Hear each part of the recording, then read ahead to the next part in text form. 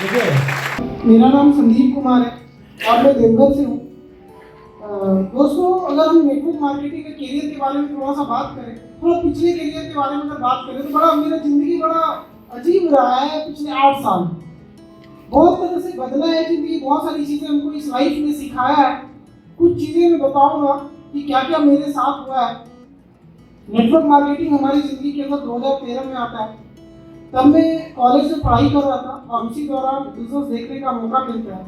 Business को join करने का बस एक ही मकसद था कि कुछ पैसा कमा के अपना पैकेट मनी, अपना खुद का खर्च हम खुद से कर सकें, और मैंने किया भी। तो जो स्टूडेंट का सपना होता है वो बहुत सारी चीज़ें मैंने वहाँ से अचीव की। लेकिन बोला जाता है ना कि अगर प्लेटफॉर्म अच्छा ना हो और गाइड करने वाला अच्छा ना हो तो आप बहुत आगे बढ़ने के बाद भी नीचे गिर सकते हैं, और मेरे साथ में ऐसा ही हुआ। प्लेटफॉर्म अच्छा नहीं होने के कारण, अच्छी गाइडलाइन नहीं मिलने के कारण, बहुत सारे अचीवमेंट के बावजूद भी एक समय ऐसा आया कि हम बिल्कुल टूट चुके थे। और वो समय था लॉकडाउन का 2020 का टाइम। बिल्कुल पूर्ण रूप में टूट चुका था। हमको लग नहीं रहा था कि नेटवर्क मार्केटिंग से सच में किसी का जिंदगी बदलता होगा, सच में सपना पूरा होता होगा। और ऐसे लग रहा था कि ये सब चीज सिर्फ जो लोग बोला करते थे, जो गेस्ट हमारे बोला करते थे, वही चीज हमको भी लगने लग गया था कि ये सिर्फ दिखावे की चीजें हैं या कुछ होता नहीं है। और यकीनन मैं बिल्कुल अंदर से टूट चुका था। लेकिन 5-6 साल देने के बाद जब नेटवर्क मार्केटिंग में कोई व्यक्ति काम कर लेता है तो उसको दूसरा काम करने में अच्छा ही है। और मेरे साथ भी ऐसा ही हुआ। मैंने सोचा जब इतना समय दिए हैं तो थोड़ा और ट्राई करते, थोड़ा और प्रयास करते, क्या पता जिंदगी थोड़ी दिन के बाद बदल जाए। और ऐसा ही हुआ। 2020 में जब हम हार चुके थे, 5 अगस्त 2020 को एक फिर नया शुरुआत की। और बोलते हैं, एक बात बोला जाता है कि ऊपर वाले के इशारे के बिना पत्ता भी नहीं हिलता है। सही है या नहीं? और उसी समय सन 2020 5 अगस्त को हमारे गुरुदेव अभिनीत सर से बात हुई पहली बार। इससे पहले प्रीवियस कंपनी वाले आप सभी लोग जान और एक अच्छे लेवल पे थे। जब कंपनी इधर उधर हो रहा था, पूरा सिस्टम इधर उधर हो रहा था, सब परेशान थे, तो हम भी थोड़ा परेशान थे। और मैंने अभिनीत सर को कॉल किया और कॉल करने के बाद सर से मैंने बात की कि सर क्या करना चाहिए। अब समझ में नहीं आ रहा कि कैसे जिंदगी बदलेगी। तो सर ने एक सजेशन दिया कि संदीप, मेरे पास एक्सपीरियंस है, मैंने MBA की पढ़ाई की है और बहुत सारी नॉलेज है मेरे पास, और मैंने बहुत सारी कंपनियों का प्लान समझा है और मैंने बहुत सारी रिसर्च किया है। और रिसर्च में पाया है कि जो AWPL कंपनी है, स्लीपियस कंपनी है ना, आज के डेट के अंदर इंडिया में सबसे टॉप कंपनी है। सर की बातें हमको बहुत अच्छी लगी। इवन मैंने डिसीजन भी बना लिया कि AWPL के साथ हमको काम करना चाहिए। और इवन हम अपना आधार कार्ड, पैन कार्ड भी सर को शेयर कर चुके थे। लेकिन ऐसा होता है कि कभी कभी कुछ रिलेशन हमको रोकता है। और मेरे 2 चाचा जी भाई बीच में, उसमें जाने का मन बना लिया था। अब मैं अकेला पड़ रहा था कि मैं अगर जाता हूँ AWPL में तो मुझे अकेला जाना पड़ेगा, मेरे चाचा जी मेरा साथ नहीं देने वाले हैं। और मैं थोड़ा सा अंदर से टूट गया। अब डिसीजन बनाया हुआ, सारा चीज फाइनल किया हुआ, मैंने सर को फिर और सर का जिंदगी सिर्फ 2 साल में मैंने बदलता हुआ देखा था। रियली मैं बता रहा हूँ। अभी से सेफ सॉफ्टवेयर के हमारे क्लाइंट थे, मैंने देखा था। मेरे संतोष चाचा जी, जो मेरे चाचा जी हैं, वो भी रूबी थे और अभिनीत से भी रूबी थे। दोनों की चीज में बहुत सारा डिफरेंसेस हुआ करता था। जब मेरा अभिनीत सर से बात हुआ तो अभिनीत सर ने एक ही बात हमको समझाया कि संदीप, आदमी में दम नहीं होता है, दम होता है प्लेटफॉर्म और प्रोडक्ट में। अगर प्लेटफॉर्म और प्रोडक्ट दमदार मिल जाए ना तो आदमी की जिंदगी ऐसे ही बदलती है जैसा मेरा बदला। और मुझे यकीन हो गया सर के ऊपर, और मैंने फिर से हिम्मत उठाया। इस बार भी मेरे दोनों चाचा जी साथ नहीं है, मैंने बहुत हिम्मत उठाया। और अगर मैं बताऊं तो मैंने डिसीजन तो 2 महीना पहले लिया, लेकिन सोच 1 महीना पहले से लेना, 3 महीने से सोच रहे थे। सर से बात भी हुई एक बार, फिर मैंने बात करना बंद कर दिया। मेरे दिमाग में कंफ्यूजन चल रहा था कि कैसे कर पाएंगे बिना चाचा जी, मेरे घर में ही विरोध हो जाएगा, मेरे दोनों चाचा जी मेरे खिलाफ हो जाएंगे, फिर मैं कैसे काम करूंगा और कैसे आगे बढ़ूंगा। और मैं इस बात से काफी परेशान था। तो सर ने फिर से हौसला दिया कि संदीप, दुनिया में तुम अकेले आए हो और अकेले जाना है। तो हमको लगा कि नहीं, अगर वो कर रहे हैं तो उनको अगर वहाँ अच्छा लग रहा है तो हमको जहाँ अच्छा लग रहा है हम काम कर सकते हैं, हम स्वतंत्र हैं। और मैंने डिसीजन बनाया एक बार फाइनल। तो सावन का माह चल रहा था, मैं भोला बाबा का बड़ा भक्त हूँ, पूजा करने हमेशा जाता रहता हूँ। मैं बाबा के पास गया और अपने आप को उनके पहले तो वहाँ पर समर्पित किया कि अब आपके हाथ में ज़िंदगी है, पता नहीं मेरा ज़िंदगी का क्या होगा। और दूसरा समर्पण मैंने गुरु जी के चरणों में किया कि सर आप ये ज़िंदगी आपका है, अब आप जो बोलेंगे वही होगा, अपना कोई भी दिमाग मेरा नहीं लगेगा। और दोस्तों शायद ऊपर वाले ने सुन लिया और मैंने सही डिसीजन लिया। सिर्फ 2 महीना गुरु जी के साथ काम करने के बाद ऐसा लग रहा है ना कि अभी तो सिर्फ 2 महीना हुआ है, जिस दिन 2 साल हो जाएगा उस दिन पता नहीं क्या क्या हो जाएगा। मैं खुद यकीन नहीं कर पा रहा हूँ, खुद बिलीव नहीं हो रहा है कि सिर्फ 2 महीने में मैंने SLPS से 1,75,000 से ज्यादा कैसे मिली। वही संदीप कुमार था, वही चीज था, उतना ही मेहनत में वहाँ पे भी कर रहा था, लेकिन 5,000, 7,000, 10,000 कमाने के लिए मेरे लिए बहुत बल लग रहा था हमको।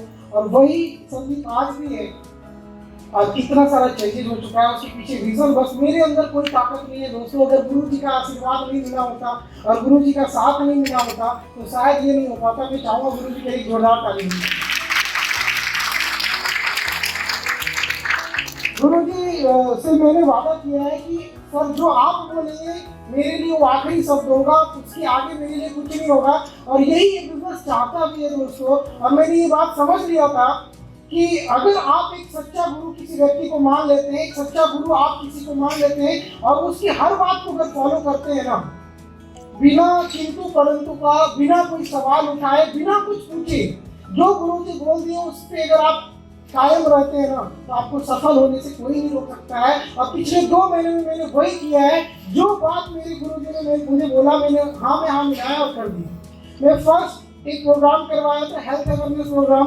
गुरु जी से मुलाकात हुआ, 23 अगस्त का समय था सर, कल का हेल्थ अवेयरनेस प्रोग्राम करना चाहिए। मैंने बोला ठीक है सर, लेकिन मेरे अंदर फिर सवाल आया सर हेल्थ अवेयरनेस प्रोग्राम करने का तो मैं कर लूँगा, लेकिन बुलाऊंगा कैसे? 5-7 लोग हैं हमारे पास और 8-10 लोग गेस्ट पहुंचेंगे, इससे ज़्यादा तो पहुंचेंगे नहीं।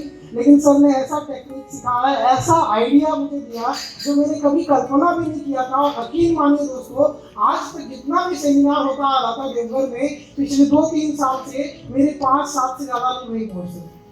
और वही 11 सितंबर का समय है कि उस प्रोग्राम के अंदर 150 से ज़्यादा लोग पहुँचे थे, सिर्फ 5 लोग पहुँचे।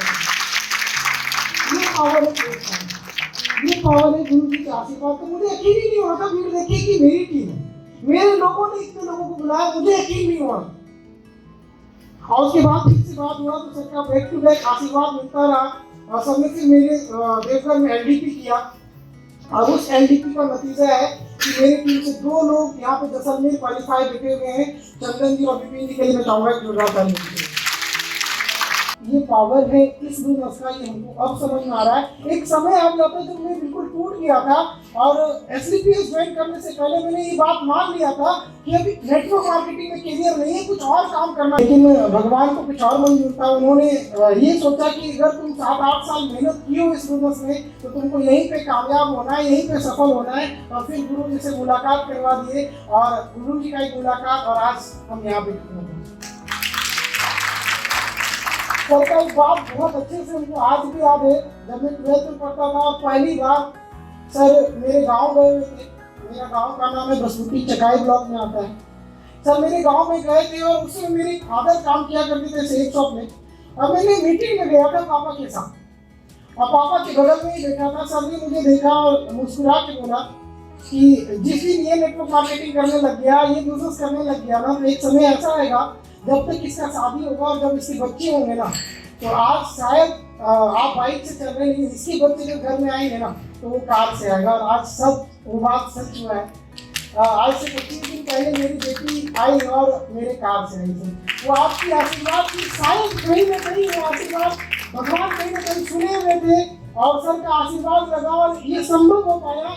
तो सर की बदौलत ही संभव हो पाया। कार तो मेरे पास था लेकिन स्थिति इतनी खराब हो चुकी थी। आपको पता है जब लोन चल रहा है कार का, तो कार आपकी NPA में होता है तो आप कार को बाहर नहीं निकाल सकते। जैसे ही आप कार बाहर निकालेंगे आपका कार फाइनेंस वाला ले जाएगा। और मैं डर से कार बाहर नहीं निकाल रहा था और बेटी आने वाली भी थी और कार भी निकलना था और सर का आशीर्वाद भी रखना था। इस बिजनेस मिल गया और इस बिजनेस से सारा EMI खत्म हो चुका है और अब मेरी कार रोड पे दौड़ती है। और वही वजह है, शायद ये बिजनेस नहीं मिला होता, सर का आशीर्वाद फिर से नहीं मिला होता तो मुझे अपनी बेटी को बाइक पे या तो ऑटो में या तो रिक्शे में लेके आना पड़ता है। लेकिन क्योंकि सर का आशीर्वाद मिला था कि नहीं, तुम्हारा जो बेटी आएगा या बेटा आएगा, जब भी कोई संतान तुम्हारे घर पे आएगा तो वो अपने काल से आएगा, और वो आशीर्वाद सच हुआ। मैं चाहूँगा सर ऐसे ही आशीर्वाद बनाए रखिएगा। और ये पावर है, अगर आप गुरु जी की बात को फॉलो करते हैं, जिसको भी किसी न किसी को आपको गुरु मानना पड़ेगा। ठीक उसी तरह से आप लोग सभी लोग जानते होंगे एकलव्य की कहानी। जब एकलव्य गुरु द्रोणाचार्य के पास गए शिक्षा प्राप्त करने के लिए, तो उन्होंने साफ मना कर दिया कि मैं आपको शिक्षा नहीं दे सकता।